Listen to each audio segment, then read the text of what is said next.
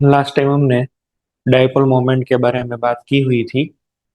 थोड़े से dipole moment के क्वेश्चन देखकर उसके बाद में हम आज नई थियरी मॉलिक्यूलर ऑर्बिटल थियरी के बारे में बात करने वाले हैं। आपको मुझे बताना है कि किस मॉलिक्यूल के अंदर रिजल्टेंट और नेट डाइपोल मोमेंट जीरो है या जीरो नहीं है। मैं यहाँ पे आपको एग्जांपल दे रहा हूँ। आपको ये फाइंड आउट करना है कि इसमें से कौन से वाले ऐसे मॉलिक्यूल है जो नेट डाइपोल मोमेंट नहीं शो कर पाते हैं।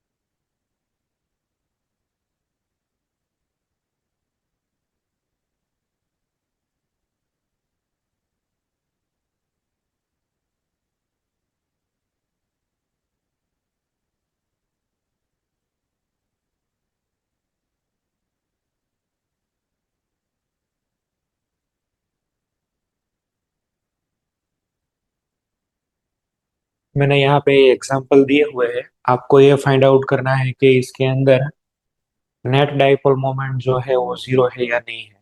ये आपको ढूंढना है। जैसे कि मान लो मैंने एग्जांपल दिया CCl4, तो आपको क्या करना है। सबसे पहले तो आप इसका हाइब्रिडाइजेशन फाइंड आउट करेंगे। हाइब्रिडाइजेशन मानो कि मिला sp3, तो इसका जो शेप होगा वो होगा टेट्राहेड्रल। टेट्राहेड्रल शेप होने पर एक ही कार्बन में से सभी क्लोरीन ऐसे निकलते हैं। एक ही सोर्स में से सभी बॉन्ड बनाए जाने पर सभी का वेक्टर जो बनेगा वो नेट वेक्टर कैसा रहेगा, कैंसलेशन वाला रहेगा। तो सभी वेक्टर एक दूसरे की इफेक्ट को नलीफाई कर देंगे। तो यहाँ पर नेट डाइपोल मोमेंट जो है इज इक्वल टू जीरो ऐसे। तो आपको ये सब पहले सोल्व करना है।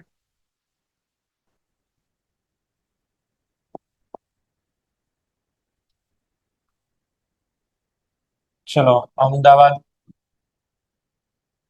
फिर सुरेंद्र नगर,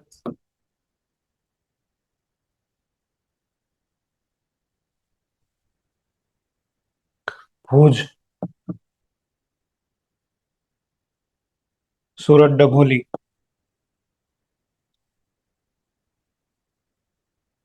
Valsad,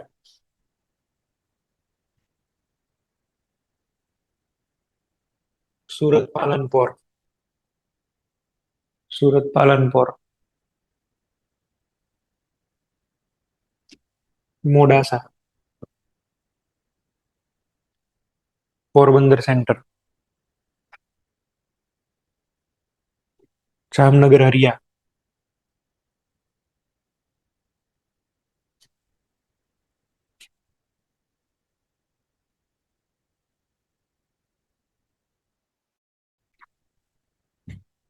Baroda valley.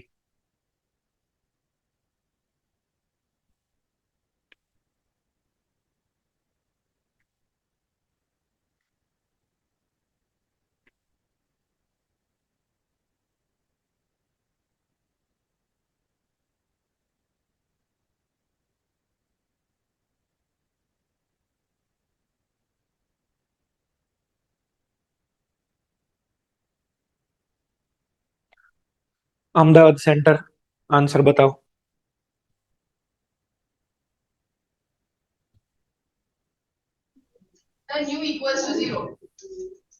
Mu equals to zero, okay. देखो भाई, ये CH3 है, CH3+। तो इसका हाइब्रिडाइजेशन जो है वो हमें मिलेगा sp2। sp2 हाइब्रिडाइजेशन होने पर इसका जो शेप होता है वो प्लेनर होता है, ट्राइगोनल प्लेनर। और एक p ऑर्बिटल है जिसके अंदर इलेक्ट्रॉन नहीं है या फिर पॉजिटिव चार्ज है। इन सभी के हाइड्रोजन के आप वेक्टर मिलाओ तो सभी के वेक्टर का जो नेट इफेक्ट होगा ये 120 डिग्री पर है। देखो ये कैसे है, ये कैसे है और ये कैसे है।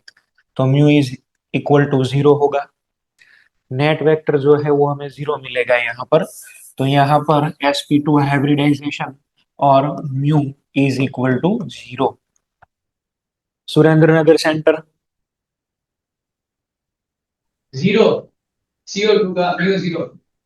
CO2 जो है उसका हाइब्रिडाइजेशन sp होता है। sp होने पर इसका शेप कैसा रहेगा, लिनियर। लिनियर शेप है तो आप देखो एक वेक्टर टू ऑपोजिट फैक्टर्स हमें मिलेंगे, तो यहाँ पर mu is equal to zero. Net vector zero है। बॉन्ड पेयर मोमेंट जो है वो जीरो नहीं है, पर नेट डाइपोल मोमेंट जो है वो जीरो है। ओके। हुज centre. Equals to zero sir. यहाँ पर जो है डाइपोल मोमेंट आप देखो तो जीरो आएगा। अच्छा, ये 4 नंबर वाला सूरत डभोली सेंटर।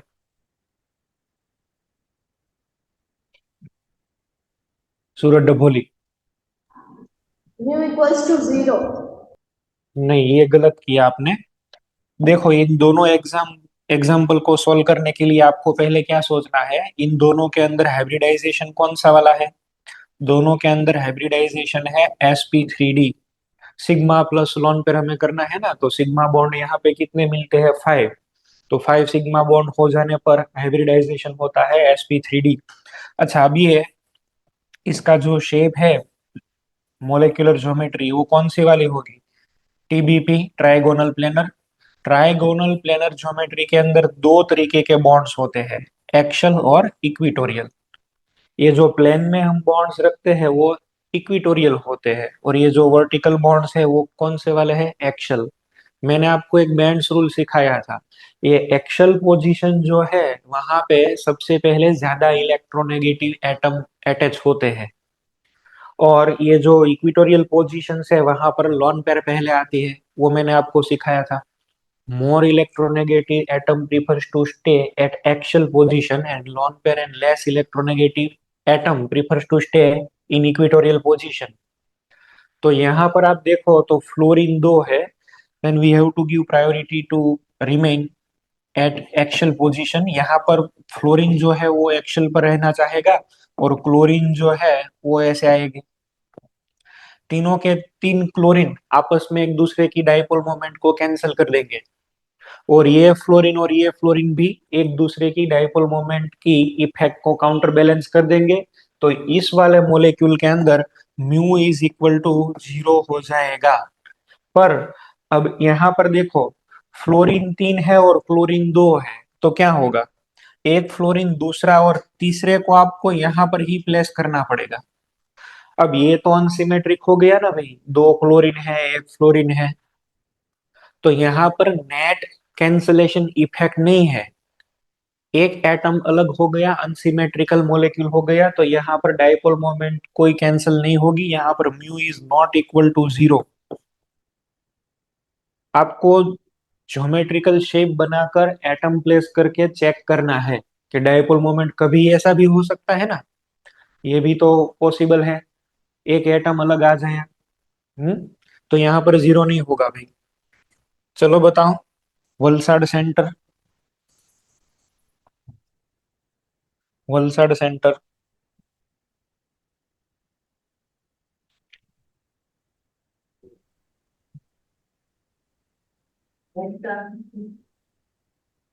फिर से बोलो।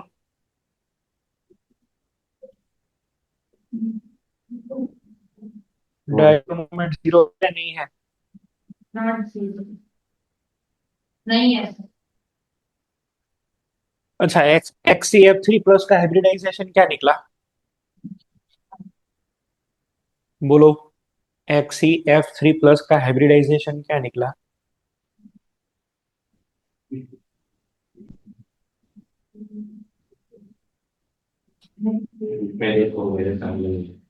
जामनगर राजी का सेंटर।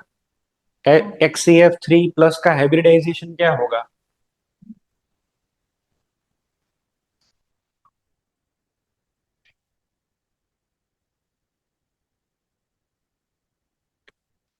SUV सूरत।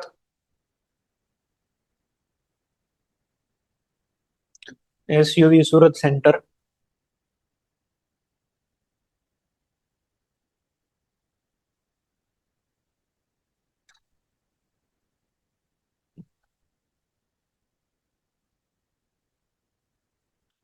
चलो कोई एक एक बताओ, XCF3+ का हाइब्रिडाइजेशन कौन सा वाला होगा? SP3D। SP3D। मैंने आपको हाइब्रिडाइजेशन कई बार सिखाया है कैसे मिलता है। एक्सी के अंदर कितने इलेक्ट्रॉन होते हैं? 8, 1 2 3 4 5 6 7 8। अभी ये प्लस है तो एक इलेक्ट्रॉन चला गया है, तो एक इलेक्ट्रॉन को हम रिमूव कर देते हैं। अब इसके अंदर 7 इलेक्ट्रॉन है। 7 इलेक्ट्रॉन में से तीन तो फ्लोरीन के साथ बॉन्ड बना रहे हैं, एक, ये दो और तीन। ये प्लस चार्ज यहाँ पर। अब लोन पेयर कितनी है यहाँ पर? दो। we have two lone pair and three sigma bond, so sigma plus lone pair is equal to 3 plus 2। 3 sigma bond and 2 lone pair 5, और 5 हो जाने पर ये कौन सा वाला है? sp3d। अगर ये sp3d है तो इसकी जो ज्योमेट्रिकल शेप होगी वो कैसी होगी? ये tbp, सेंटर में xenon आएगा।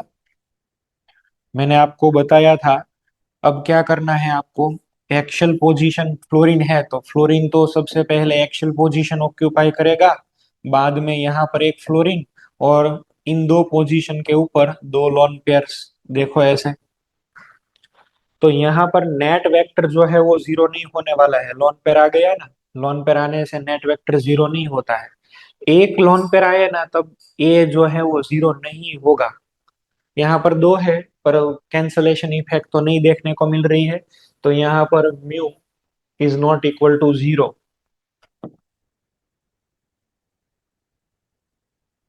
तो ये तो सिर्फ फिजिकल शेप आप अच्छे तरीके से बनाओ, ज्योमेट्रिकल शेप बनाओ और आंसर देना है। तो इससे बेहतर क्वेश्चन तो फिर कौन से होंगे? मैंने आपको आयोनिक कैरेक्टर वाले भी बताए थे, पर ऐसे तरीके के क्वेश्चन आते हैं। चलो next. SP. Sir, mu is not equal to 0. है। Mu is not equals to 0. Mu is not equal to zero क्यों? क्योंकि इसके अंदर एक लोन पेयर है। एक लोन पेयर आ जाने पर ये कभी कैंसलेशन इफेक्ट नहीं प्रोड्यूस कर पाते, तो mu is not equal to zero. मोड़ा सा। It's not equal to zero. Mu is equal to zero. Not equal to zero. Not equal to बराबर है। इसमें भी एक लोन पेयर है, तो mu is not equal to zero. देखो भाई, इसका तो जो ज्योमेट्रिकल शेप है वो कौन सा वाला है? सीसो। तो यहाँ पर एक लोन पेयर, फिर चार फ्लोरीन है, पहले दो फ्लोरीन यहाँ पर। हालांकि ये फ्लोरीन एक दूसरे को काउंटर बैलेंस कर सकते हैं, लेकिन ये लोन पेयर की वजह से डायपोल मोमेंट क्रिएट हो जाता है। बराबर है, तो mu is not equal to zero. ये ऊपर वाला एग्जांपल भी आप देखो, एक कौन सा वाला शेप हुआ भाई? Distorted octahedral. तो डिस्टोर्टेड ऑक्टाहेड्रल में क्या होता है? ये जेनॉन। 6 फ्लोरीन एटम्स आप ऐसे रखेंगे। यहाँ देखो, ये सभी फ्लोरीन एक दूसरे को काउंटर बैलेंस कर रहे हैं। सभी डायगोनल ही है, एक दूसरे से 180 डिग्री है। पर इसके अंदर एक लोन पेयर भी तो है। कैप्ड ऑक्टाहेड्रल है ये, कैप्ड ऑक्टाहेड्रल। तो इसी लोन पेयर की वजह से डाइपोल मोमेंट जो है वो is not equal to zero.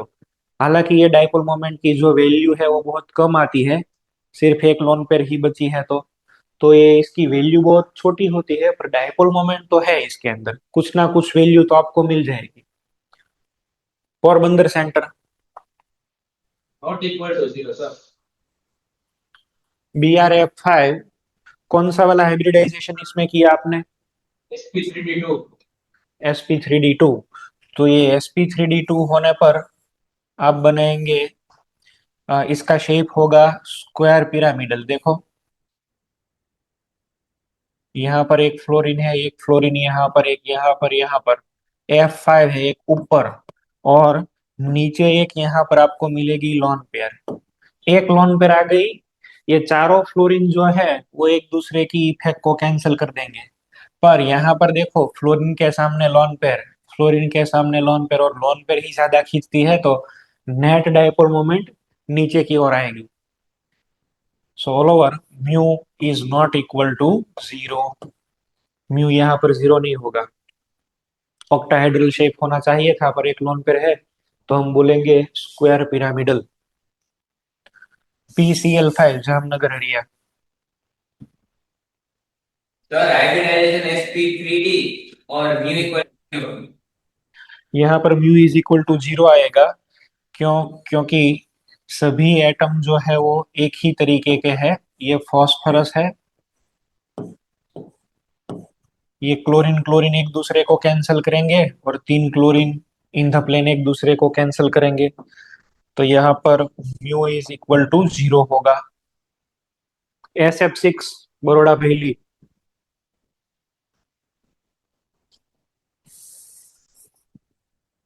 Sir, mu is equal to 0. SF6 sp3d2 hybridisation. Sulphur sulphur के पास लोन पेयर तो नहीं बचा हुआ है, तो पहले चार फ्लोरीन इन दूसरे में से कैंसिल करेंगे। फिर क्या होगा, एक ऊपर की साइड और एक नीचे की साइड, ये भी कैंसिल हो जाएंगे। तो यहाँ पर mu is not equal to zero. इधर पे mu is not equal to zero ऐसे हो जाएगा। तो डायपोल मोमेंट के हमने क्वेश्चंस जो है वो कर दिए। अब हमको स्टार्ट करना है नई थियरी हम देखते हैं। थियरी का नाम है मॉलिक्यूलर। बोलो। सर जहाँ पे लोन पेयर जीरो होती है वहाँ पे mu is equal to zero ही होता है ना, dipole net dipole moment zero हो जाता है ना। कहाँ पर?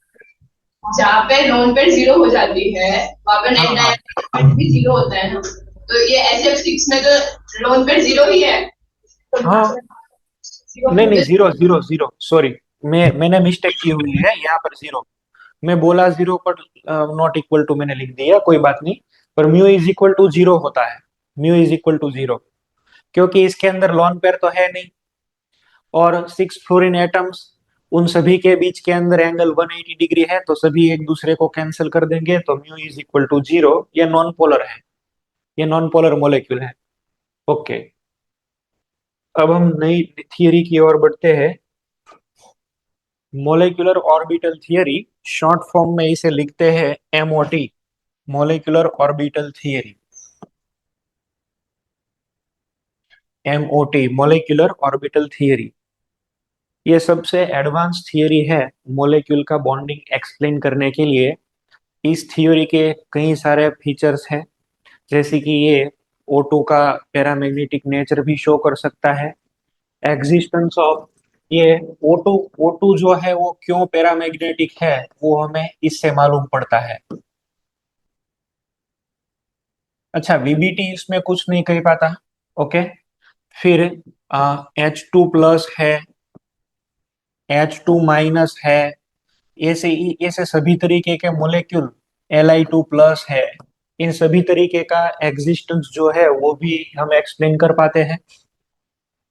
और फिर क्या फीचर्स है इसके अंदर, सभी के मैग्नेटिक नेचर भी हम कह पाते हैं। तो ये मोलेकुलर ऑर्बिटल थियरी जो है वो सबसे बढ़िया थियरी है। ऑड इलेक्ट्रॉन मोलेक्यूल्स के बॉन्डिंग को भी हम एक्सप्लेन कर पाते हैं।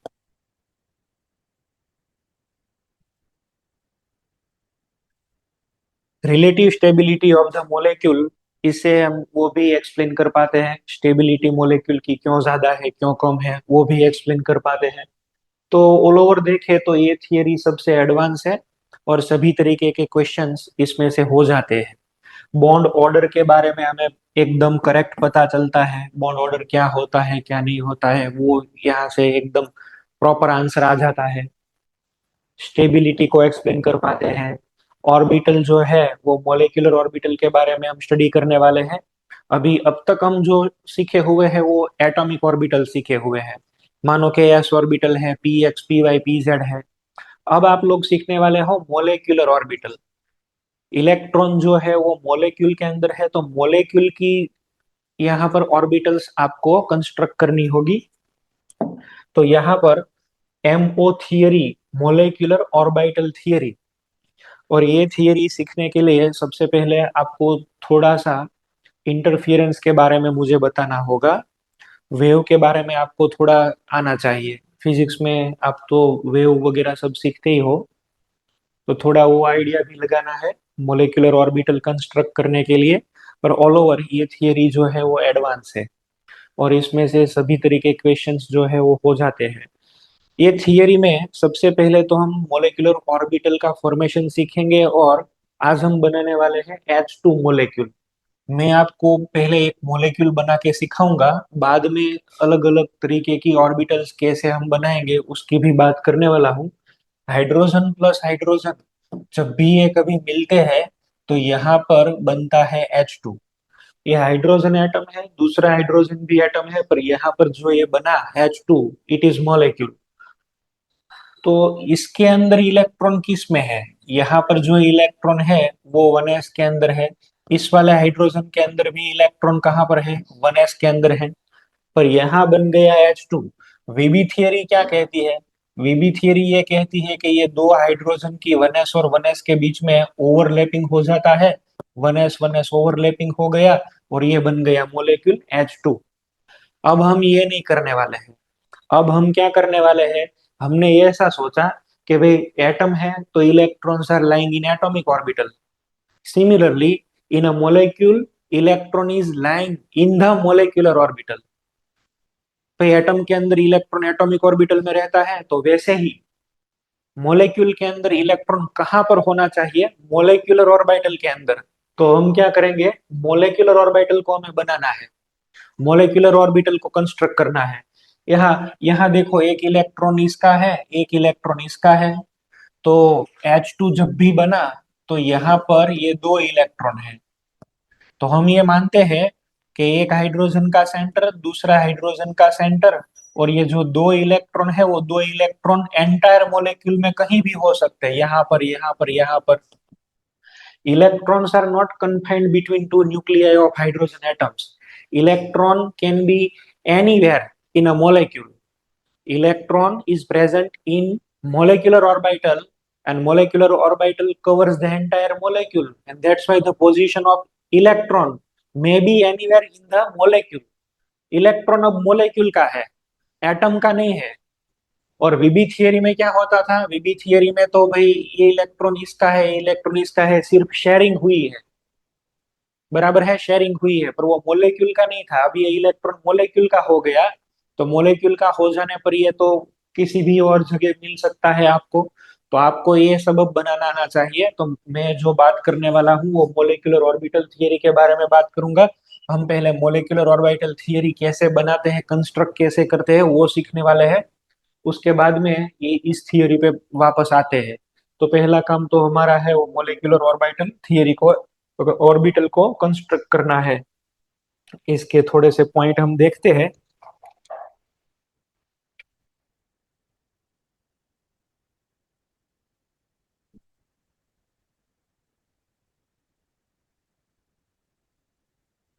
Initially developed by R.S. Mulliken. Molecular orbitals जो है वो दो तरीके की होती है, बॉन्डिंग मोलिकुलर ऑर्बिटल्स और एंटी बॉन्डिंग मोलिकुलर।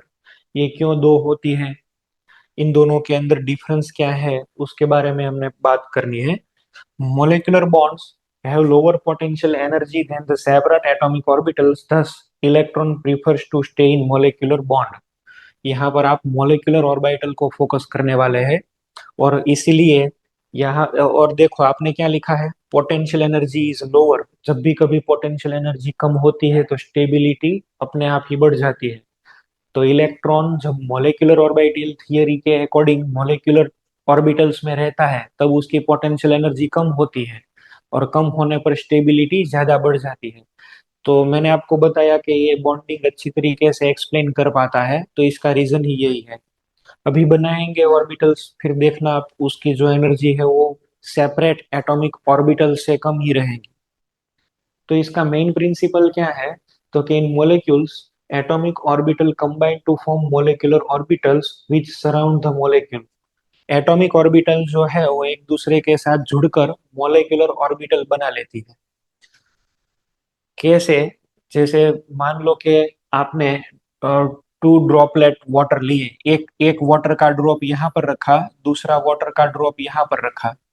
अभी ये दोनों इतने सफिशिएंट क्लोज होते, ये मानो कि बहुत क्लोज होते तो आपने कभी देखा होगा कि ये दोनों एक दूसरे से जुड़ जाते हैं ऐसे। दो वाटर ड्रॉपलेट आपने आपस में नजीक नजीक रखे हैं तो थोड़े देर बाद ये एक दूसरे से जुड़ जाते हैं और ये एक पूरा ऐसा ड्रॉपलेट बना लेते हैं। देखा है ऐसे? तो ये जो फिनोमिनन है ना, ऐसी ही मिक्सिंग की फिनोमिनन है। देखो ये एक हाइड्रोजन है, ये दूसरा है। जैसे ही एक दूसरे के ये टू वाटर ऑफ ड्रॉपलेट्स हैं, पानी की दो बूंद हैं, वो जैसे एक दूसरे के अंदर मर्ज हो जाती है, वैसे ही ये दो एटॉमिक ऑर्बिटल एक दूसरे के साथ मर्ज हो जाती है और मर्जिंग हो जाने के बाद ये पूरा एक ड्रॉपलेट बन गया। तो two atomic orbitals combine together to give a new molecular orbital. जैसे कि देखो यहाँ पर ये तो मैंने वेव लिखे हुए हैं, ये दोनों वेव एक दूसरे में मिल जा रहे हैं और एक बड़ा सा वेव बनाते हैं। तो ये क्या मेंशन कर रहा है? Mixing of atomic orbitals to produce molecular orbitals. पर अब ये जो एटॉमिक ऑर्बिटल है, वो एटॉमिक ऑर्बिटल तो एक्चुअली वेव है। इलेक्ट्रॉन को आप जो है उसकी ट्रेजेक्टरी को वेव मान लीजिए। इलेक्ट्रॉन को आपने स्ट्रक्चर ऑफ एटम में बहुत सारा सीखा हुआ है। तो ये जो वेव है उसकी दो तरीके की यहाँ पर कॉम्बिनेशन पॉसिबल है और दो तरीके की कॉम्बिनेशन से हमें दो तरीके की एटॉमिक और मोलेकुलर ऑर्बिटल मिलेगी, जिसे हम बोलेंगे बीएमओ और ABMO. Bonding molecular orbital, anti bonding molecular orbital. यहाँ पर वेव फंक्शंस आर एडेड, यहाँ पर वेव फंक्शंस आर सब्सट्रैक्टेड। ये मैं आपको सिखाने वाला हूँ। अभी तो मैं सिर्फ आपको इन दोनों का डिफरेंस बता रहा हूँ। Constructive interference, destructive interference. Electron density increases between two nuclei, यहाँ पर इलेक्ट्रॉन डेंसिटी डिक्रीजेस। ये जो है इसकी एनर्जी कम होती है तो स्टेबिलिटी ज्यादा। ABMO means anti bonding molecular orbital, तो यहाँ पर एनर्जी हाई है, स्टेबिलिटी कम है। Electron placed in BMO stabilises the molecule, यहाँ पर डिस्टेबिलाइजेस द मॉलिक्यूल। मे और may not have nodal plane और यहाँ पर ऑलवेज हैव नोडल प्लेन। इन दोनों के सभी के मैंने डिफरेंस आपको यहाँ पर रखे हुए हैं। फिर इसका रिप्रेजेंट है, इसे सिग्मा पाई ऐसे रिप्रेजेंट करते हैं, इसे सिग्मा स्टार पाई स्टार ऐसे रिप्रेजेंट करते हैं। तो सबसे पहले इलेक्ट्रॉन को आप वेव मान लीजिए और दो वेव जब भी कभी एक दूसरे के अंदर मिलते हैं तो उसका जो इंटरफियरेंस होता है वो कैसे होता होगा। ये मान लो कि वेव है हमारे पास, एक वेव ये है, this is wave number one. और वेव को रिप्रेजेंट करने के लिए आप यहाँ पर क्या यूज करेंगे? साइन। केमिस्ट्री में साइन सिंबल यूज होता है, फिजिक्स के अंदर एम्पलीट्यूड वगैरह सब एक्सप्लेन करने में फाई सिंबल यूज होता है। वहां पर आप लिख रहे हो फाई वन ऐसे, और एम्पलीट्यूड तो आपको मालूम है ना, ये जो डिस्टेंस है इसे हम बोलते हैं एम्पलीट्यूड। वो कितना है? फाई वन है। Okay, this is phi one. चलो, इसके अंदर आप दूसरा वाला वेव मिलाओ और ये जो दूसरा वाला वेव है वो क्रेस्ट के साथ क्रेस्ट और थ्रफ के साथ थ्रफ मिलता है। ये भी आपको मालूम है, ये वाला प्लस ये वाला माइनस। ये प्लस और ये माइनस, इसका जो ये डिस्टेंस है वो कितना होगा? ये है फाई टू।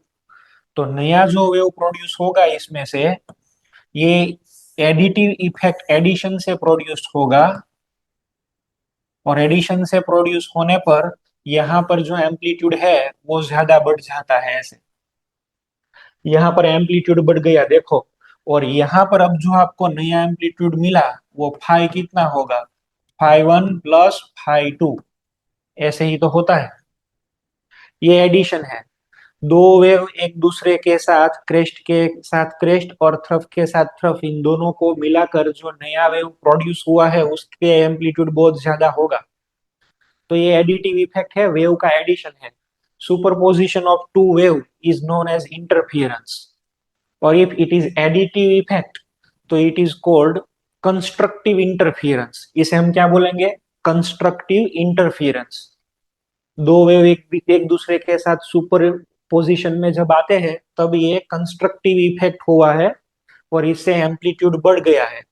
ऐसा भी तो हो सकता है, आप ऐसे देखो, ऐसा भी तो पॉसिबल है। मान लो कि पहले वाला जो वेव है वो ये है, ये प्लस और माइनस, इसका एम्पलीट्यूड क्या लिखेंगे, फाई वन। दूसरा वाला जो वेव है वो ये आ रहा है, देखो अभी देखो ये प्लस वाले के साथ माइनस वाला है और माइनस वाले के साथ प्लस वाला है, इसका एम्पलीट्यूड फाई टू। तो इन दोनों में से जो रिजल्टेंट वेक्टर हमें मिलेगा, रिजल्टेंट वेव मिलेगा, वो सब्सट्रैक्शन से मिलेगा। तो यहाँ पर ये जो नया वाला वेव बना है उसकी जो इफेक्ट हो वो ऐसी आएगी, ये प्लस और ये माइनस। ये फाई वन था, ये फाई टू कम है, ये थोड़ा ज्यादा है। यहाँ पर अब नेट जो फाई है वो क्या मिलेगा, phi one minus phi two, ऐसे। इसे हम बोलेंगे डिस्ट्रक्टिव इंटरफेरेंस। डिस्ट्रक्टिव, एक दूसरे ने इफेक्ट कैंसिल करी हुई है। आप पानी में एक साथ दो मान लो कि डिस्टरबेंस है वो क्रिएट करते हैं और दो वेव प्रोड्यूस हो, दोनों के मान लो कि दोनों के दोनों अब क्रेस्ट और क्रेस्ट मिलते हैं तो क्या होता है, एरिया ऑफ बढ़ जाता है वो। और एक दूसरे का मान लो कि एक का क्रेस्ट और दूसरे का थ्रफ, तो क्या होगा, नलीफाई कैंसलेशन इफेक्ट होगा। और कैंसलेशन हो जाने पर क्या है, आप ऐसे भी सोच सकते हैं, देखो ये एक वेव ऐसे आ रहा है, ऐसे ये एक वेव ऐसे आ रहा है और दूसरा जो वेव है वो ऐसे आ रहा है। अभी इन दोनों को क्या मिला, प्लस और प्लस। तो ये प्लस और प्लस मिलने पर यहाँ पर ये जो एरिया है वो बढ़ जाएगा, समझे आप। प्लस और प्लस मिलने पर ये जो है, ये प्लस और माइनस से वो चार्ज नहीं शो करता, ये तो वेव का सिंबल है।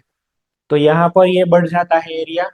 और अगर मान लो कि आपने ऐसे मिक्स किया है दो वेव को, ये पहले वाला वेव है,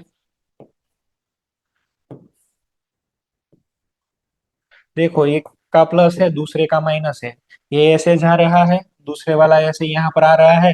नेट इफेक्ट क्या होगा, कैंसलेशन इफेक्ट। यहाँ पर कोई वेव नहीं प्रोड्यूस होने वाला। तो आपको जब भी कभी ये दो वेव सुपरपोजिशन होते हैं तब इसकी इफेक्ट क्या होती है, constructive as well as destructive interference. दो वेव एक दूसरे में आपस में मिलने आते हैं तब ये इफेक्ट प्रोड्यूस होती है, दोनों इफेक्ट एक साथ ही देखने को मिलती है। ऐसा नहीं है कि सिर्फ यही होता है, दोनों इफेक्ट जो है वो एक साथ ही देखने मिलती है। ये भी होगा और ये भी होगा, दोनों होने वाला है। ऐसा नहीं कि सिर्फ एडिशन ही होगा, सिर्फ सब्सट्रैक्शन ही होगा, दोनों एक साथ होंगे। और जब भी कभी वेव के अंदर दोनों एक साथ होते हैं तब हम इसे क्या बोलते हैं, इसे बोलते हैं linear combination. Not only addition, not only subtraction, both, दोनों एक साथ हो तब हम इसे बोलते हैं लीनियर कॉम्बिनेशन। तो ये हो गया linear combination of atomic orbital. देखो इधर पे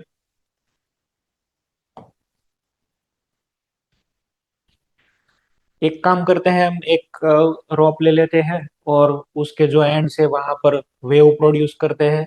जैसे कि इसमें देखो ये पॉजिटिव फेज और पॉजिटिव फेज, इन फेज कॉम्बिनेशन। इन फेज कॉम्बिनेशन से क्या हुआ, देखो ये इफेक्ट है वो बढ़ गई और फिर ये एक इधर पे चला जाएगा और ये एक फिर नीचे चला जाएगा। तो यहाँ पे इन फेज कॉम्बिनेशन हुआ, प्लस के साथ प्लस, कंस्ट्रक्टिव इंटरफियरेंस। देखो यहाँ पर एक नेगेटिव लॉब है और दूसरा वाला पॉजिटिव है, आउट ऑफ फेज कॉम्बिनेशन। और इसे क्या बोलते हैं, डिस्ट्रक्टिव इंटरफियरेंस। देखो ये दोनों एक दूसरे की इफेक्ट को कैंसिल कर देंगे, यहाँ पर नेट एम्पलीट्यूड जीरो हुआ और फिर ये दोनों ऑपोजिट डायरेक्शन में चले जाएंगे। तो ऐसे देखने को मिलता है। वेव में भी तो ऐसे ही होता है। एक में यहाँ पर आप देखो दोनों वेव का क्रेस्ट और क्रेस्ट मिलने से देखो फ्रीक्वेंसी बढ़ गई और जब भी एक दूसरे के सामने आते हैं नेट जीरो हो जाता है, देखा। ये जो है ये वेव आपको मिल रहा है तो इसमें क्या होता है, ये रेड वाला आप देखना वो रिजल्टेंट वेव है। दोनों के प्लस और प्लस मिलने से इसका एम्पलीट्यूड बहुत ज्यादा बढ़ जाता है और प्लस के सामने माइनस आए तो जीरो हो जाता है। ये भी तो देखने को मिलता है। दोनों जब एक साथ होते हैं तभी हम इसके बोलते हैं LCAO, linear combination of atomic orbital. फिर से आप देख लो, ये एक वेव है ये दूसरा वेव है। केमिस्ट्री में हम सिंबल क्या यूज करते हैं, साई वन और साई टू। फिजिक्स में आप phi one phi two use करते हैं वेव को रिप्रेजेंट करने के लिए। यहाँ पर हम ये सिंबल को यूज करेंगे। तो यहाँ पर एडिशन हुआ और एडिशन हो जाने पर एम्पलीट्यूड बढ़ गया, इसे क्या बोलेंगे? Constructive interference. यहां पर देखो, ये प्लस के सामने माइनस आ गया, साई 1 माइनस साई 2 है, डिस्ट्रक्टिव इंटरफियरेंस, एम्पलीट्यूड जो है उससे भी कम हो जाता है, और कहीं तो कहीं कभार ये इफेक्ट नलीफाई हो जाती है तो कोई वेव ही नहीं मिलता है, ऐसा भी तो हो सकता है। तो ये दोनों वेव के कॉम्बिनेशन से, ये दो कॉम्बिनेशन ऑफ वेव हो। अब क्या देखना है? तो अभी एक और फिगर में आपको बता रहा हूं, ये दोनों एक साथ होता है। ऐसा नहीं है कि आपने वेव, कोई दो वेव को आपने मिलाया तो सिर्फ यही होगा, सिर्फ यही होगा, ऐसा नहीं होता है। दोनों के दोनों एक साथ में होते हैं। जैसे कि इसमें देखो, ये देखो, कहीं सारे छोटे छोटे वेव्स आपको मिलेंगे, देखा? कहीं सारे छोटे छोटे, ये मैंने क्रॉस करके बनाया हुआ है, कहीं सारे छोटे छोटे वेव्स हमें मिलते हैं। फिर से देख लो, देखो, कहीं सारे छोटे छोटे वेव्स प्रोड्यूस होंगे। तो यहाँ पर तो दोनों इफेक्ट एक साथ ही ऑब्जर्व हो रही है, कंस्ट्रक्टिव और डिस्ट्रक्टिव। तो यही तो आपको देखना है। अब हमें इसे अप्लाई करने हैं हाइड्रोजन एटम के अंदर। तो मैं पहले आपको एटॉमिक ऑर्बिटल का कंस्ट्रक्शन सिखाऊंगा, आप उसे सीखिए, H2 मॉलिक्यूल कैसे बनता है। चलो भाई, मान लो कि मुझे H2 बनाना है। तो एक हाइड्रोजन का 1s है, this is 1s of one hydrogen. दूसरे वाले हाइड्रोजन का ये 1s है, 1s ऑफ सेकेंड हाइड्रोजन। अब आपको क्या देखना है? इन दोनों का वेव फंक्शन कर दीजिए। मान लो कि ये साई 1 है और ये साई 2 है। तो दो पॉसिबिलिटी है। एक पॉसिबिलिटी क्या है?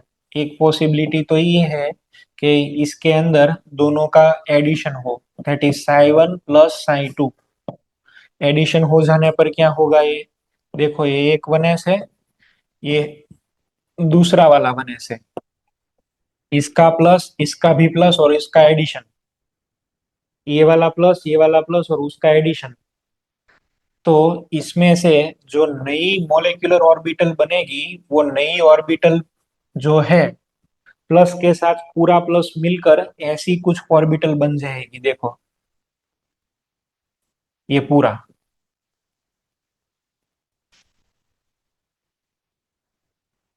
ये भी तो प्लस है, ये भी प्लस, पूरा प्लस वाला ही बन गया। दोनों एक दूसरे के अंदर मर्ज हो गई और नई ऑर्बिटल है वो यहाँ पर बन गई है। इसे, इस यहाँ पर देखो तो बीच के अंदर इलेक्ट्रॉन डेंसिटी ज्यादा बढ़ गई है। यहाँ पर एडिशन इफेक्ट से बना हुआ है, इसे हम बोलेंगे BMO, बॉन्डिंग मोलेकुलर ऑर्बिटल। कैसे बनी? साई 1 प्लस साई 2 से मिलकर बनी। अब देखो, मान लो कि ऐसा हो जाए, साई 1 माइनस साई 2, तो ये एक 1s है, ये दूसरी 1s है, इसका प्लस है और इसका माइनस आपको मिलाना है, इसका प्लस और इसका माइनस। ऐसे, या फिर आप ऐसे भी लिख सकते हैं, यहाँ पर प्लस प्लस पर वो ये माइनस वाला, ऐसे भी आप लिख सकते हैं। तो इसके अंदर क्या होगा? इसके अंदर अब दोनों के दोनों एक दूसरे से दूर चले जाएंगे, या फिर एक दूसरे की इफेक्ट कैंसिल कर देंगे। तो इफेक्ट कैंसिल करने पर इलेक्ट्रॉन डेंसिटी जो है वो दूर चली जाती है। एक जो है वो प्लस वाला, दूसरे वाला जो है वो यहाँ पर ऐसे माइनस वाला आपको मिल जाएगा। और प्लस और माइनस के बीच में क्या आता है? नोड। तो ये जो है वो हो गया नोडल प्लेन। इसे बोलेंगे ABMO, that is anti bonding molecular orbital. ABMO, anti bonding molecular orbital. ये आपको, ये जो लाइन है ये रेफरेंस लाइन है, ये एटम की लाइन है। This is reference line of atom. देखो, यहाँ रेफरेंस लाइन से इसकी एनर्जी कम है और इसकी एनर्जी ज्यादा है। मैं आपको अभी और अच्छी तरीके से एक्सप्लेन करने के लिए थोड़ा सा साई के अंदर आपका थोड़ा एक एक्सप्लेनेशन और दे रहा हूँ, देखना। ये एस ऑर्बिटल है ना, एस। तो यहाँ पर आपने ऐसे ग्राफ बनाए होंगे, मुझे मालूम है आपने सीखा होगा। ये एस ऑर्बिटल है, तो सेंटर के पास इलेक्ट्रॉन की डेंसिटी ज्यादा रहती हो, जैसे जैसे डिस्टेंस बढ़ता है ये कम होती जाती है। ऐसा होता है ना, साई का ग्राफ तो ऐसा मिलता है भाई। साई का graph with respect to distance ऐसा बनता है। ओके, ये है psi, with respect to distance S orbital का ग्राफ ऐसा रहता है। यहाँ इसे ऐसे भी लिख सकते हैं आप, इस तरीके से। तो साई 1s का ग्राफ है सो ऐसे लिखे, देखो।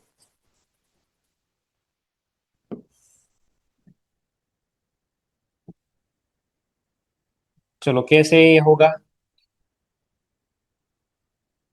ये है 1s का ग्राफ, एक 1s का है।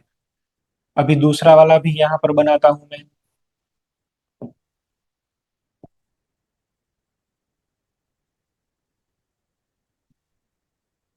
ये भी 1s का ही ग्राफ है, ये प्लस ये प्लस। अब इन दोनों को आप मिलाओ, जब भी कभी आप इन दोनों को मिलाओगे तो ये क्या होगा, साई 1 प्लस साई 2। चलो मिलाने पर क्या हो गया,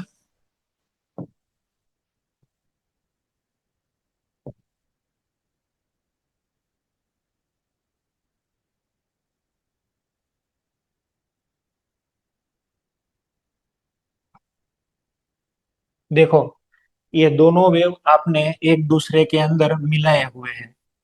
पर अब क्या होगा, इसमें से जो ये नेट वेक्टर अब मिलेगा, नेट रिजल्टेंट जो हमें मिलेगा वो कुछ ऐसे मिलने वाला है।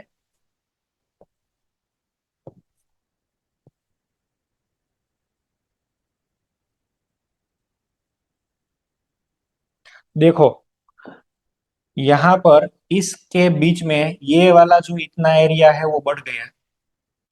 ये पहले कम था, अब एक दूसरे से मिक्सिंग के बाद ये एरिया यहाँ पर बढ़ गया। क्यों?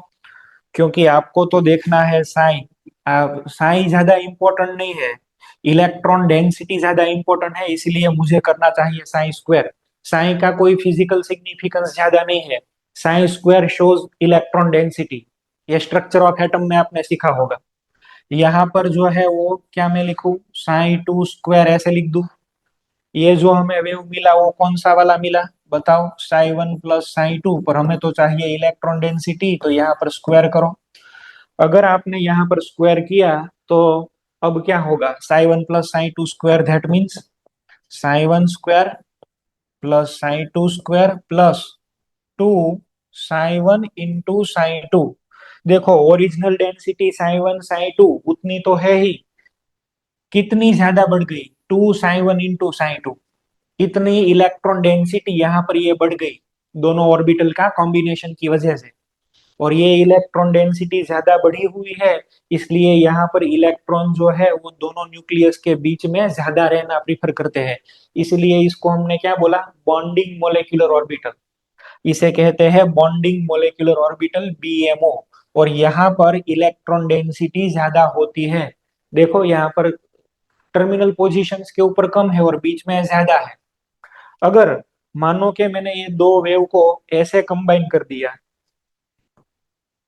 ऑपोजिट डायरेक्शन में, देखना भाई।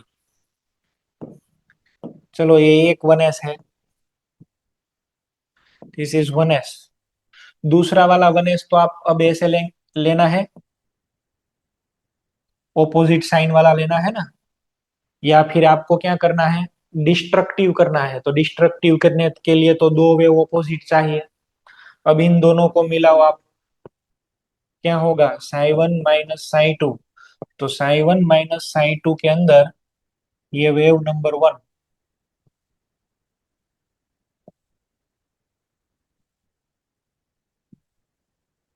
देखो ये दोनों ही एक दूसरे की जो इफेक्ट है वो कैंसिल कर देंगे। कैंसिल हो जाने पर मैं कैसे लिख सकता हूं इसे, कैसे लिख दे हम,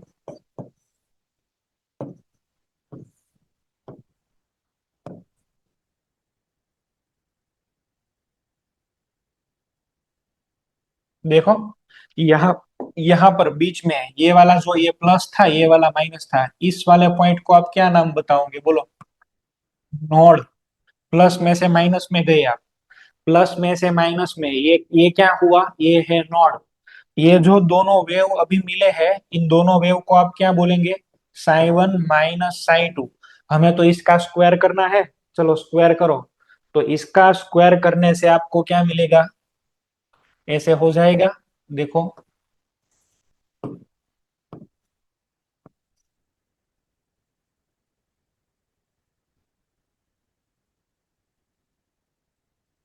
यहाँ पर देखो तो एक ये न्यूक्लियस है, ये दूसरा वाला न्यूक्लियस, पर यहाँ पर इलेक्ट्रॉन डेंसिटी 0 हो जाती है। ये है नोड, और ये क्या है, ये है psi1 माइनस psi2 का स्क्वायर। देखने में ये बात अच्छी है कि इतनी इलेक्ट्रॉन डेंसिटी पहले थी ही, इतनी इलेक्ट्रॉन डेंसिटी थी, उससे भी कम हो गई। कितनी कम हुई electron density between two nuclei, कितनी कम हो गई, psi1 square plus psi2 square minus 2 psi1 into psi2, इतनी डेंसिटी कम हो गई। इसे ही कहते हैं एंटी बॉन्डिंग मोलेक्युलर ऑर्बिटल थी, बराबर। ये एंटी बॉन्डिंग मोलेक्युलर बन गया है, यहाँ पर बॉन्ड बनना प्रीफर नहीं होता है, अलाउ नहीं होता है, इलेक्ट्रॉन डेंसिटी जो है उससे भी कम हो गई। और ये वाली फिगर आप देखें, यहाँ पर अभी हमने बनाई थी, देखो ये यहाँ पर ये लाइन देखो, आप देखो, ये देखना, इतनी इलेक्ट्रॉन डेंसिटी 3 पर ज्यादा बढ़ गई। कितनी ज्यादा बढ़ गई, ये वाला एरिया कितनी बड़ी हुई, 2 psi1 इंटू psi2। जो एटम के अंदर इलेक्ट्रॉन डेंसिटी थी उससे भी ज्यादा बढ़ गई। और एंटी बॉन्डिंग के अंदर क्या हुआ, इलेक्ट्रॉन डेंसिटी जो थी उससे भी कम हो गई, और क्या बन गया, नोड। ये स्क्वायर है तो आप, ये जाहिर है कि ये भी प्लस में ही चला जाएगा, स्क्वायर हमने किया तो। ये सिर्फ psi1 psi2 है, ये इसका स्क्वायर है, इलेक्ट्रॉन डेंसिटी देखने के लिए तो स्क्वायर ही किया जाता है। तो यहाँ पर इलेक्ट्रॉन डेंसिटी बढ़ जाती है, कम हो जाती है, और यहाँ पर बढ़ती है। इस फिगर में आप आइए, जहां पर इलेक्ट्रॉन डेंसिटी कम होती है और नोड आता है उसे क्या बोलते हैं, ABMO, anti bonding molecular orbital. और यहाँ पर क्या है, नोड नहीं है, तो इसे बोलेंगे बॉन्डिंग मोलेकुलर ऑर्बिटल। अब इलेक्ट्रॉन के बारे में सोचो, इसमें भी एक इलेक्ट्रॉन है, इसमें भी एक इलेक्ट्रॉन है, 1s के अंदर तो इलेक्ट्रॉन होगा ही होगा, इसमें एक इलेक्ट्रॉन, इसके अंदर एक इलेक्ट्रॉन। जब ये इलेक्ट्रॉन यहाँ पर आप रखते हो, तो ये इलेक्ट्रॉन दो न्यूक्लियस से ज्यादा अट्रैक्ट होंगे, तो ज्यादा अट्रैक्शन हो जाने पर इसकी पोटेंशियल एनर्जी कम हो जाती है।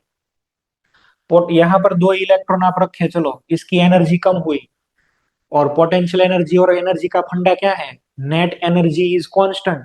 तो ये जो है कंजर्वेशन ऑफ एनर्जी, एक की पोटेंशियल एनर्जी डाउन हुई तो एक की पोटेंशियल एनर्जी अपने आप ही बढ़ जाएंगी, दो एनर्जी लेयर्स बन जाएंगे। इलेक्ट्रॉन को हमें यहाँ रखना है, चार्ज को हमें प्लेस करना है, तो एनर्जी के पॉइंट ऑफ व्यू से दो एनर्जी लेयर प्रोड्यूस होंगे, एक जिसके अंदर पोटेंशियल एनर्जी कम है और दूसरा वाला जिसके अंदर पोटेंशियल एनर्जी ज्यादा है। ऐसा ही तो होता है। और ये जो है हमारा नल पॉइंट है, ये हमारी रेफरेंस पॉइंट है, बेरी सेंटर है, बेरी सेंटर जैसा रेफरेंस पॉइंट। जितनी इसकी कम होगी उसकी इतनी ज्यादा बढ़ेगी। यहाँ पर नोड है, नोड आने पर एनर्जी बढ़ती है। ओके, ये भी तो स्ट्रक्चर ऑफ एटम में आपने सीखा। अब क्या करते थे, एन प्लस एल रूल, तो एन प्लस एल में ये एल है तो इनडायरेक्टली नोड ही तो है, तो यहाँ पर भी सेम वे में ऐसे ही काम होगा। तो हमारे पास दो तरीके की ऑर्बिटल है, बीएमओ और ABMO, bonding molecular orbital, anti bonding molecular orbital. इसे ये दोनों देखो, orbitals is along the axis, तो इसे क्या बोलेंगे, सिग्मा, इसे कहते हैं सिग्मा ऑर्बिटल। और इसे देखो तो ये भी तो अलोंग द एक्सिस ही है, पर एंटी बॉन्डिंग है, तो इसे हम कहेंगे सिग्मा स्टार। कौन सी वाली आपने ज्वाइन की है, 1s, तो दैट इज सिग्मा 1s, ये हो गया सिग्मा स्टार 1s। ऑर्बिटल्स का क्या नाम दिया हमने, sigma 1s, sigma star 1s। अब एक काम करते हैं, हाइड्रोजन बनाने के लिए ये दोनों तरीके की ऑर्बिटल बनती है, ऐसा देखो आप, मैंने आपको ये एक्सप्लेन किया है अपनी तरीके से। आपको यहाँ पे कोई डाउट हो तो बता देना, कैसे हुआ कॉम्बिनेशन, क्यों दो बने, क्योंकि पोटेंशियल एनर्जी के दो लेयर होती है, एक एनर्जी डाउन एक एनर्जी अप। देखो ये 1s और 1s एक दूसरे में से मिलकर ऐसी क्लाउड बनाएंगे जिसमें इलेक्ट्रॉन डेंसिटी दो न्यूक्लियस के बीच में ज्यादा है, तो ये सिग्मा बॉन्डिंग हुई, bonding molecular orbital. Anti bonding के लिए क्या हो जाएगा, एक दूसरे की कैंसलेशन इफेक्ट। देखो यहाँ पर नोड आया, नोड मींस 0 पॉइंट, तो यहाँ पर ये नोड आने से दोनों एक दूसरे को रिपल कर रहे हैं, इलेक्ट्रॉन डेंसिटी कम हो जाती है दोनों न्यूक्लियस के बीच में। अब मुझे H2 बनाना है, तो H2 कैसे बनेगा, एज पर इस थियरी, देखो एक हाइड्रोजन यहाँ से आता है, दूसरा यहाँ से आता है, दोनों की 1s और 1s एक दूसरे में मर्ज हो जाती है। Treat the atoms as a wave, तो वेव फंक्शन से आप क्या अभी सीखे, दोनों वेव एक दूसरे में मिलते हैं तो एक तो बनता है बॉन्डिंग मोलेक्युलर ऑर्बिटल जिसकी एनर्जी कम है, और एक क्या बनता है, एंटी बॉन्डिंग मोलेक्युलर ऑर्बिटल जिसकी एनर्जी कैसी है, ज्यादा है।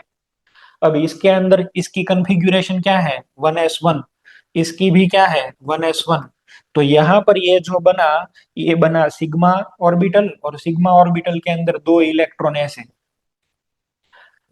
एटम की एनर्जी से इसकी एनर्जी कम है देखो, और एनर्जी कम हो जाने पर स्टेबिलिटी बढ़ जाती है। Electrons are not lying in the atomic orbital right now, they are in molecular orbital. और यहाँ पर दो न्यूक्लियस के बीच में इलेक्ट्रॉन डेंसिटी भी तो ज्यादा है, तो ये मॉलिक्यूल की स्टेबिलिटी को ज्यादा अच्छी तरीके से एक्सप्लेन कर पाता है। हमें इसे सिंपली कैसे लिखना है, हम ऐसे सब तो बना नहीं सकते एग्जाम में, तो हम क्या करेंगे, ऐसे लिख देते हैं, इसे हम बोलेंगे एमओ डायाग्राम, एमओ डायाग्राम।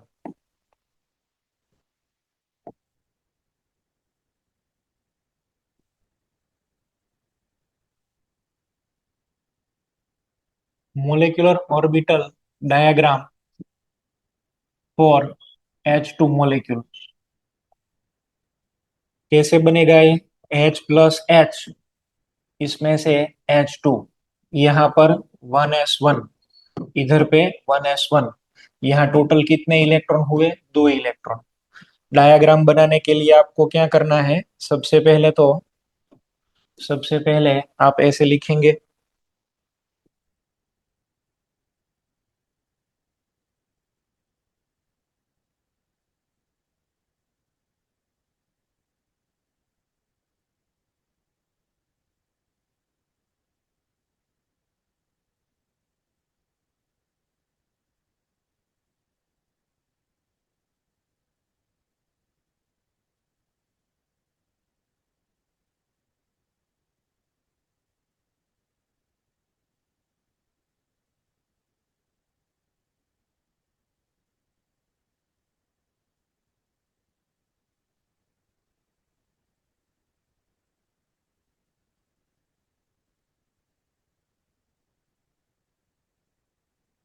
आप लोग भी एक काम करें मेरे साथ, ऐसे ड्रॉ करते जाइए।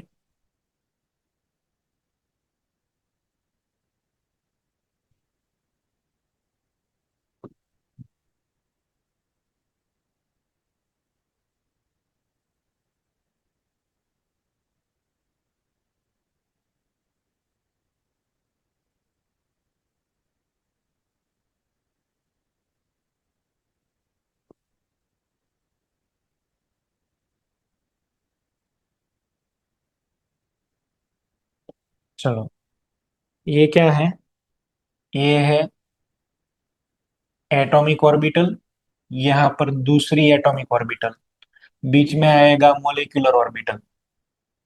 एटॉमिक ऑर्बिटल के अंदर यहाँ पर एक हाइड्रोजन है, ये दूसरा हाइड्रोजन है, और यहाँ पर बनेगा H2। दो आपको मिलाने हैं 1s, तो ये एक 1s हो गया, ये दूसरा वाला 1s हो गया। 1s और 1s linear combination of atomic orbital से मिलेंगे। मैंने आपको बताया linear combination of atomic orbital, LCAO, linear combination of atomic orbital of waves. इसका क्या मीनिंग होगा, दो नई ऑर्बिटल डेवलप होगी, एक ऑर्बिटल ऐसी जिसके अंदर इसकी एनर्जी जो है वो कम होगी, पोटेंशियल एनर्जी यहाँ पर कम होती है। ये जो नई ऑर्बिटल बनी ये कौन सी वाली है, BMO, बॉन्डिंग मोलिकुलर ऑर्बिटल, या फिर आप इसे क्या नाम देंगे, सिग्मा 1s। दूसरी भी एक बनेगी जिसकी एनर्जी ज्यादा होगी, और इसे हम क्या बोलते हैं, एंटी बॉन्डिंग मोलिकुलर ऑर्बिटल, या फिर इसे क्या कहें, सिग्मा*1s। अब आपको तो मालूम है ये 1s के अंदर एक इलेक्ट्रॉन है, यहाँ पर भी एक इलेक्ट्रॉन है, टोटल H2 के अंदर कितने इलेक्ट्रॉन हैं, दो। और ये दो इलेक्ट्रॉन आपको कैसे रखने हैं, आओ पाओ पोली हुंड के अकॉर्डिंग। तो ये एक इलेक्ट्रॉन, ये दूसरा इलेक्ट्रॉन, एक इसमें से आया एक इसमें से आया, तो मुझे हाइड्रोजन की मोलेक्युलर कन्फिग्यूरेशन लिखनी है, तो ये कौन सी वाली होगी, sigma 1s2, sigma 1s2। Hydrogen molecule की जो इलेक्ट्रॉनिक कन्फिग्यूरेशन है वो ये है σ1s2 ऐसे। आपको ऐसे लिखना है σ1s2। अब इसमें से एक और बात भी हमें मालूम पड़ेगी, बॉन्ड कैसे बनता है। तो बॉन्ड बॉन्ड जो है, बॉन्ड ऑर्डर कैलकुलेट करने के लिए फॉर्मूला क्या होगा, बॉन्ड ऑर्डर। ये बॉन्ड बनाता है, ये बॉन्ड को नहीं बनाता है, वो ओपोज करता है। तो इन दोनों का डिफरेंस ले लो, number of electrons in bonding molecular orbital minus number of electrons in anti bonding electron divide by two. One half तो करना पड़ेगा ना, इलेक्ट्रॉन्स की तो पेयर होती है, divide by two that means bond. तो यहाँ पर bond order is equal to, इस बीएमओ के अंदर कितने इलेक्ट्रॉन है भाई, दो। एंटी बॉन्डिंग के अंदर है नहीं है तो zero, divide by two is equal to one. That is H2 के अंदर बॉन्ड ऑर्डर वन है। H2 के अंदर बॉन्ड ऑर्डर कौन सा वाला आएगा, वन।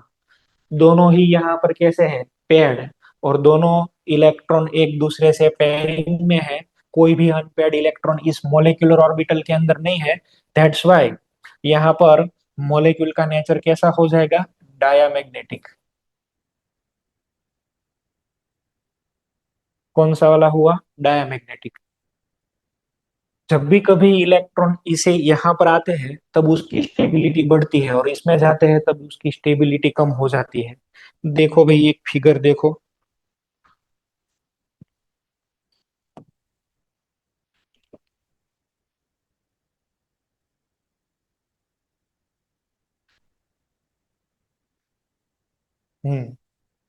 આ બે અલગ અલગ રહે અને સિંગલ રહે એની કરતા ભેગા થઈ જાય તો હેપી ટુગેધર, બરાબર। અને એકબીજાને માની લો કે બહુ ફોર્સ ઓફ એટ્રેક્શન હોય ને એને તમે સેપરેટ કરો તો અનહેપી ટુગેધર। બે પોટેंशियल एनर्जी डिक्रीज થઈ, पोटेंशियल एनर्जी इंक्रीज થઈ। यहाँ पर कौन सा वाला है, कंस्ट्रक्टिव इंटरफियरेंस, कंस्ट्रक्टिव कॉम्बिनेशन हो गया, अच्छी तरीके से साथ में रह पाते हैं, कॉम्बिनेशन। यहाँ पर क्या हुआ, डिस्ट्रक्टिव इंटरफियरेंस, एक दूसरे से दूर है तो यहाँ पोटेंशियल एनर्जी डाउन है, स्टेबिलिटी बढ़ जाएंगी। यहाँ पर पोटेंशियल एनर्जी बढ़ जाती है तो ये स्टेबिलिटी नहीं है इसमें इतनी। तो कहने की बात ये है कि वेव दो तरीके से एक दूसरे के अंदर मिलते हैं, दोनों तरीके दोनों ही एक साथ ही होते हैं। जब एडिशन और सब्सट्रैक्शन दोनों एक साथ होते हैं तब उसे क्या बोलते हैं, linear combination of atomic orbital. दोनों ही एक साथ होना चाहिए, बराबर, दोनों ही एक साथ होना चाहिए तब ही इसे कहते हैं linear combination of atomic orbital. That means addition and subtraction together, not only addition, neither only addition nor only subtraction. तो यहाँ पर LCO that means addition and subtraction, both together, दोनों ही एक साथ होना चाहिए, इसे ही कहते हैं linear combination of atomic orbitals. Wave functions आपको ऐड भी करने हैं और सब्सट्रैक्ट भी करने हैं। एडिशन से क्या बनता है भाई, एडिशन से तो बनता है बॉन्डिंग मोलिकुलर ऑर्बिटल, क्योंकि इसके अंदर इलेक्ट्रॉन डेंसिटी इंक्रीज होती है। सब्सट्रैक्शन से क्या बनता है, एंटी बॉन्डिंग मोलिकुलर ऑर्बिटल, उससे पोटेंशियल एनर्जी डिक्रीज होती है, इलेक्ट्रॉन डेंसिटी डिक्रीज हो जाती है। इलेक्ट्रॉन ही नहीं रहना चाहते दो न्यूक्लियस के बीच में, तो फिर यहाँ पर एनर्जी जो है वो थोड़ी बढ़ जाती है, स्टेबिलिटी कम हो जाती है। तो हमारे पास यहाँ पर दो तरीके की ऑर्बिटल्स हुई, बॉन्डिंग और एंटी बॉन्डिंग। मैंने आपको वो डिफरेंसेस दिखाए थे, वो हम फिर से देखने वाले हैं। उससे पहले आप ये भी देख लीजिए कैसे हमने ये ऑर्बिटल्स बनाई हुई थी। ये है कॉम्बिनेशन, बराबर, ऐसे हमने ये बनाई हुई थी, ये एटॉमिक ऑर्बिटल हमने बनाई हुई थी, एटॉमिक में से मोलिकुलर ऑर्बिटल। चलो भाई ये ड्रॉ कर लो, σ1s σ*1s।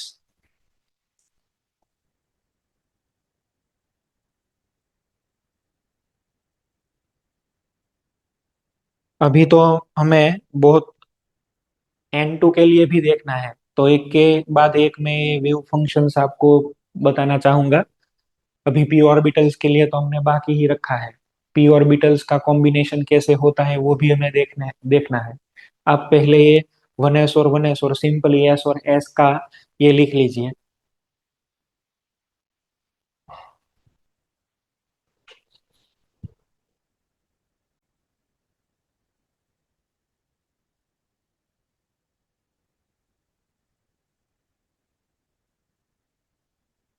चलो ये हो गया। तो फिर आप H2 का एमओ डायग्राम बना लीजिए। H2 ammo diagram for H2। यहाँ पर दो इलेक्ट्रॉन आए, पर ये दो इलेक्ट्रॉन जो है उसकी कंफिग्यूरेशन क्या है, σ1s2। अभी मैं H2+1 की भी बनाऊंगा और फिर हीलियम 2 की भी बनाऊंगा। बॉन्ड ऑर्डर अगर आपको जीरो मिले तो ये मॉलिक्यूल एग्जिस्ट नहीं करता है। बॉन्ड ऑर्डर अगर आपको नेगेटिव मिले तो मॉलिक्यूल एग्जिस्ट नहीं करता है। पर ये फ्रैक्शनल मिले तो मॉलिक्यूल एग्जिस्ट करता है।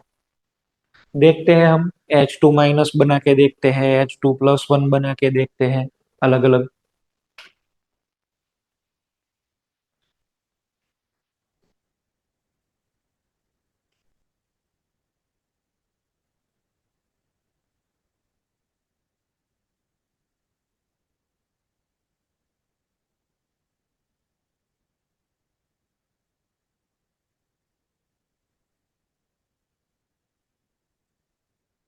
मान लो कि अब आपको क्वेश्चन पूछा गया है एमओ डायग्राम फॉर H2-, तो आपको क्या करना है। Ammo diagram for H2-, molecular orbital diagram for H2-। कैसे बनेगा ये, एक हाइड्रोजन है, एक H- है, तो यहाँ पर बनेगा H2-। इसकी कॉन्फ़िगरेशन 1s1, इसकी 1s2। टोटल यहाँ पर कितने इलेक्ट्रॉन हुए, 3। सबसे पहले आपको क्या करना है, linear combination of atomic orbital करना है। तो ये linear combination of atomic orbital के लिए दोनों 1s को आपको मिलाना होगा।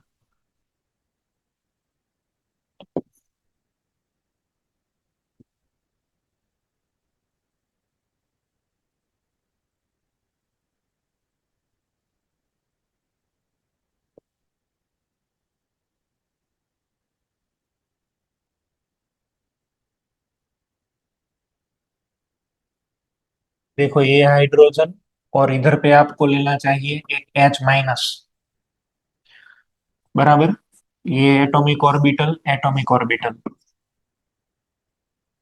बीच में क्या आएगा, मॉलिक्यूलर ऑर्बिटल। ये एक हाइड्रोजन है, यहाँ पर एक H- है। दोनों के कॉम्बिनेशन से आपको मिलेगा H2-। यहाँ पे इलेक्ट्रॉन कौन सा वाला है, 1s। इसके अंदर एक इलेक्ट्रॉन, यहाँ पर भी तो है 1s, पर इसके अंदर दो इलेक्ट्रॉन।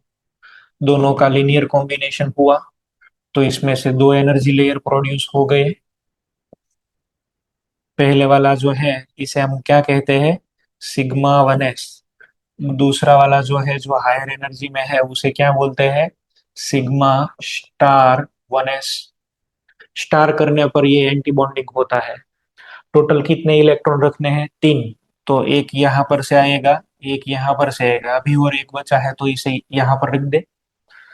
तो इसकी मोलिकुलर इलेक्ट्रॉनिक कन्फिग्यूरेशन क्या बन गई, σ1s2, σ*1s1, σ1s2, σ*1s1। H2- की इलेक्ट्रॉनिक कन्फिग्यूरेशन ये है। अब देखो यहाँ पर बॉन्ड ऑर्डर कैलकुलेट करने के लिए, bond order is equal to 1/2। क्या फॉर्मूला था, Nb-Na। तो ये 1/2 Nb-Na इज इक्वल टू 1/2। क्या होगा, बॉन्डिंग में कितने इलेक्ट्रॉन है, 2। एंटी बॉन्डिंग में कितना है, 1। तो बॉन्ड ऑर्डर कितना मिला, 1/2। 1/2 बॉन्ड ऑर्डर आपको मिला। 0.5 बॉन्ड है ये इधर पे। H2 और H- के बीच में टोटल कितना बॉन्ड हुआ भाई, 0.5। 1/2 ही तो हुआ, बराबर, 1/2 ही तो हुआ, इज इक्वल टू 0.5। तो ये कैसे होगा, देखो यहाँ पर आधा बॉन्ड है और इसके ऊपर माइनस चार्ज है। मैं माइनस अब यहाँ पे कि यहाँ पे नहीं शो करता, बराबर, क्योंकि ये इलेक्ट्रॉन तो अब मॉलिक्यूल के हैं, और मॉलिक्यूल में तो ये किसी किसी भी हाइड्रोजन के पास हो सकते हैं। यहाँ पर आपको एक अनपेड इलेक्ट्रॉन मिलता है, N is equal to 1। Unpaired electron,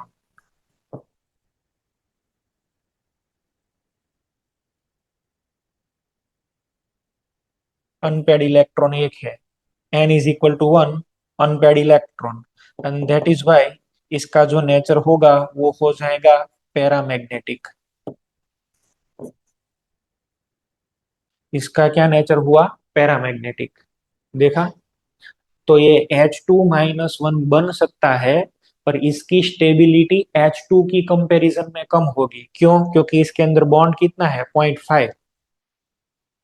यहाँ पर ये जो ABMO है वो उसको थोड़ा सा नलीफाई कर देगा, cancellation effect, because both are lying on the same axis. दोनों ही एक ही एक्सिस के ऊपर प्रेजेंट है, तो ये एक इलेक्ट्रॉन इसके एक इलेक्ट्रॉन की इफेक्ट कैंसिल कर देगा।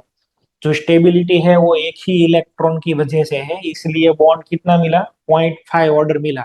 एक electron is giving contribution in the stability of molecule, तो 1 इलेक्ट्रॉन कंट्रीब्यूट कर रहा है, तो 1/2 दैट मीन्स 0.5, तो यहाँ पर बॉन्ड ऑर्डर हो गया 0.5। ये बना H2-, ऐसे देखना था आपको।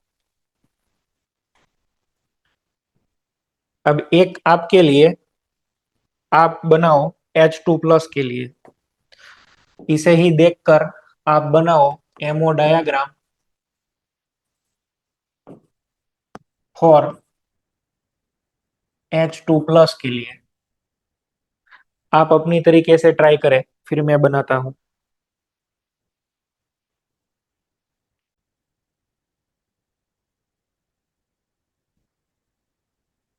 चलो अहमदाबाद सेंटर बताओ H2+ कैसे बनेगा? कौन सी दो स्पीसीज का कॉम्बिनेशन करूं मैं? अहमदाबाद सेंटर। सर H और H+। ओके, एक लेना है H और दूसरा लेना है H+। इन दोनों के कॉम्बिनेशन की वजह से बनेगा H2+। हाइड्रोजन की कन्फिग्यूरेशन क्या? 1s1। 1s1, और इधर पे आएगा 1s0। टोटल कितने इलेक्ट्रॉन है? एक। 1 इलेक्ट्रॉन। अब आपको बनाना है इसका एमओ डायग्राम। तो एमओ डायग्राम बनाने के लिए मैं ऐसे लिख रहा हूं, ये हम 2-3 बार करेंगे, फिर हम डायरेक्ट शॉर्ट में ही लिखेंगे। अभी 1-2 बार और आपको करना पड़ेगा, 1-2 लेक्चर के लिए, फिर तो आपको पूरा आइडिया आ जाएगा।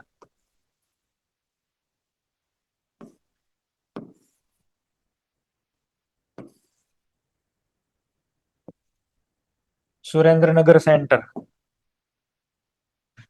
आप मुझे ये इलेक्ट्रॉनिक कन्फिग्यूरेशन लिखवाना। यहाँ पर एटॉमिक ऑर्बिटल, एटॉमिक ऑर्बिटल, इधर पे H है, इधर पे H+ है, बीच में बन गया है H2+। चलो ये 1s, दूसरा वाला भी क्या आएगा? 1s। लिनियर कॉम्बिनेशन हुआ, 2 एनर्जी लेयर प्रोड्यूस हो गए।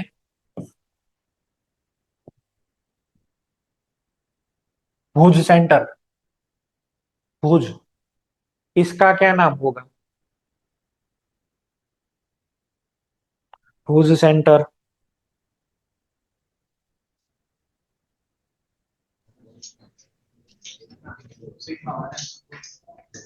इसे क्या कहेंगे? Sigma 1s। ऊपर वाले का? यहाँ सुरेंद्र नगर सेंटर, ये सिग्मा 1s को हम क्या कहेंगे, क्या मानेंगे?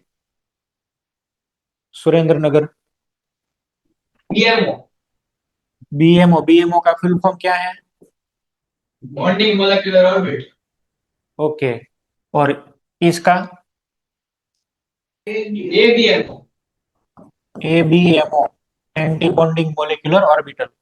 इन दोनों के अंदर डिफरेंस क्या है? बोलो, एक एक डिफरेंस बताओ, इन दोनों के अंदर क्या डिफरेंस होगा? एक कंस्ट्रक्टिव होगा, एक डिस्ट्रक्टिव। एक कंस्ट्रक्टिव से बनता है, दूसरा वाला डिस्ट्रक्टिव से बनता है। इसकी स्टेबिलिटी ज्यादा है, उसकी स्टेबिलिटी कम है। इधर पे नोड नहीं है, यहाँ पे एक नोड आ रहा है। देखो मैंने तो ये जनरलाइज सिंबल यूज किया हुआ है ऐसे, बट इट डजंट मीन के इसका शेप ऐसा है। इसका रियल शेप तो मैंने आपको बताया ऐसा कुछ है, बराबर? तो अभी तो मैं नहीं ड्रॉ कर रहा हूँ, पर समझ लेना। चलो सूरत डभोली, सूरत डभोली, कन्फिग्यूरेशन क्या होगी इसकी? यहाँ पर तो एक ही इलेक्ट्रॉन है, दूसरा वाला है नहीं। क्या करना है अब? कहाँ पर मुझे एक इलेक्ट्रॉन रखना है? सिग्मा 1s में। सिग्मा 1s में। इसकी एनर्जी कम है यहाँ, इसलिए इलेक्ट्रॉन आएगा। अब मुझे बरोड़ा वैली सेंटर कन्फिग्यूरेशन लिखवाओ इसकी, H2 की इलेक्ट्रॉनिक कन्फिग्यूरेशन, मोलेक्युलर ऑर्बिटल की कन्फिग्यूरेशन लिखवाओ।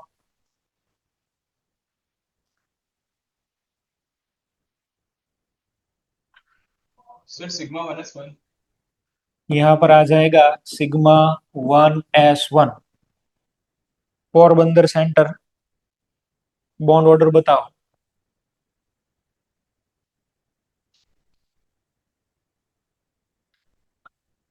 पोरबंदर सेंटर बॉन्ड ऑर्डर बताओ।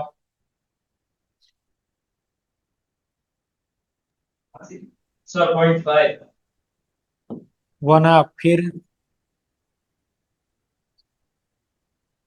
1/2, फिर यहाँ पर क्या आएगा?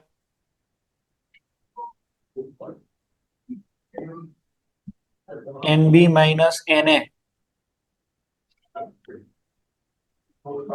1 minus 0, that is 1/2, 0.5।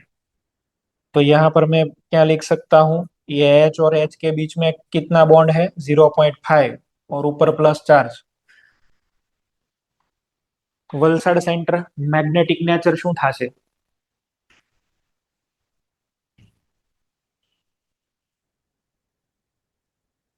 Valsad centre magnetic nature बताओ इसका।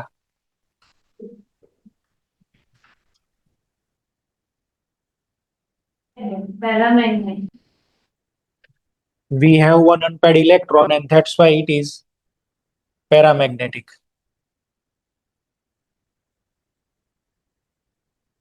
Because n is equal to 1 unpaired electron। देखो इसमें भी बॉन्ड ऑर्डर 0.5 आया, H2 माइनस में भी 0.5 आया, और H2 में तो 2 आते हैं।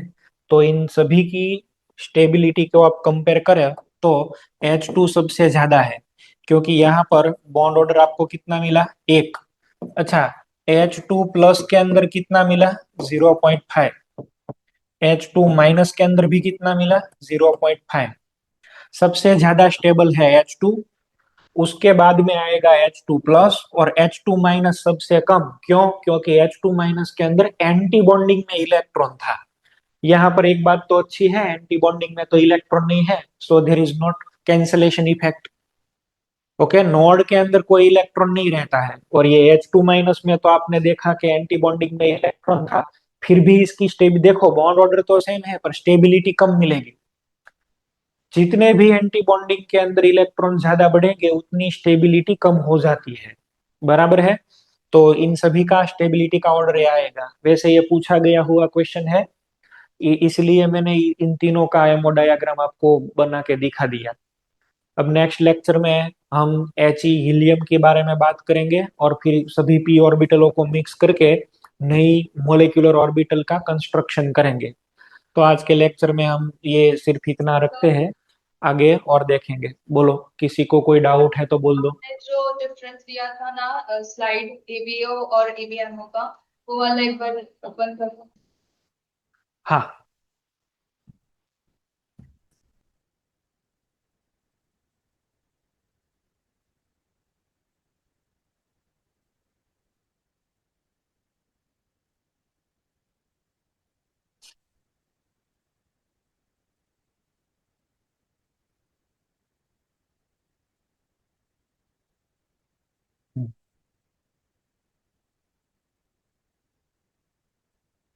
BMO is form by in phase combination. ये आउट ऑफ फेज से होता है, इन फेज के लिए कंस्ट्रक्टिव, ये डिस्ट्रक्टिव। इसे कैसे हम बताएंगे? सिग्मा, पाई, डेल्टा। अभी मैंने आपको एक ही सिखाया है, सिग्मा वाला, पाई और डेल्टा वाला नहीं सिखाया है। यहाँ पर सिंबल कौन सा वाला आएगा? Sigma star, pi star, delta star. वैसे ये डेल्टा तो हमारे सिलेबस में भी नहीं है, आपको तो सिर्फ दो ही सीखना है, सिग्मा और पाई। आप देख लीजिए, ये डिफरेंसेस मैंने यहाँ पर दिखाए हुए हैं।